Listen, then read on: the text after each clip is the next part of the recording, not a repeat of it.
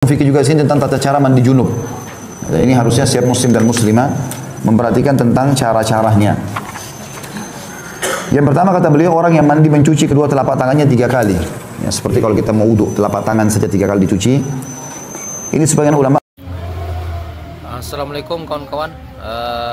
Ini ada penjelasan dari Ustadz Khalid Basalama tentang mandi junub. Bahwasanya beliau menyampaikan ada 9 ya tata cara untuk kita mempraktekkan mandi junub yang baik dan benar sesuai hadis Nabi. Baik, kita simak penjelasan beliau tentang mandi wajib atau mandi junub. Fikih juga sini tentang tata cara mandi junub. Ini harusnya setiap muslim dan muslimah memperhatikan tentang cara-caranya.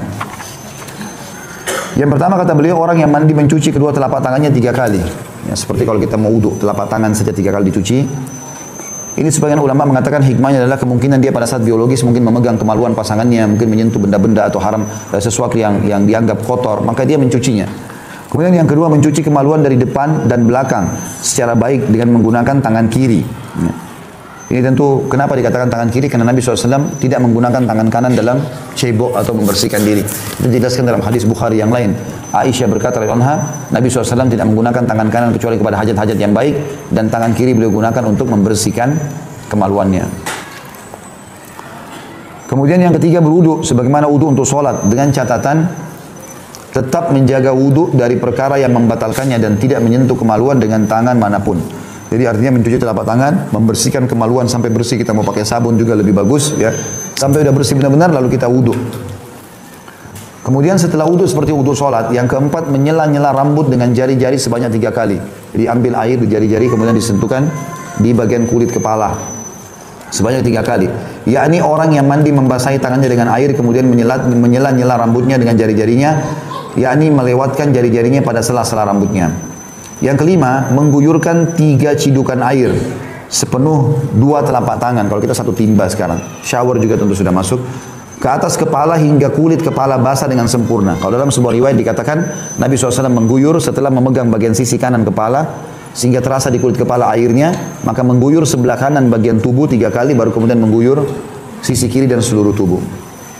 Selanjutnya yang keenam, membasuh tubuh sebelah kanan, dimulai dengan bagian tubuh paling atas kepala, lalu paling bawah. Artinya biarkan air mengucur sampai ke bawah. Disertai catatan untuk tidak menyentuh kemaluan, serta seperti telah disinggung, untuk menjaga wudu agar tidak batal. Karena wudu tadi yang dipakai itu boleh dipakai sholat setelahnya, asal tidak batal. Tapi kalau setelah kita wudu, lalu kita mandi, lalu kita pakai sabun lagi, diletakkan di kemaluan tersentuh, maka batal wudu yang awal. Nanti kalau mau sholat dia harus wudu lagi. Yang ketujuh, membasuh tubuh sebelah kiri, dimulai dengan bagian tubuh paling atas, kemudian paling bawah. Kedelapan, membasuh tubuh dengan air secara baik, artinya semua kena ya sela-sela tubuh. Dan yang terakhir, yang kesembilan adalah disertai catatan agar memperhatikan untuk mencuci ketiak, pusar dan belakang lutut. Ya.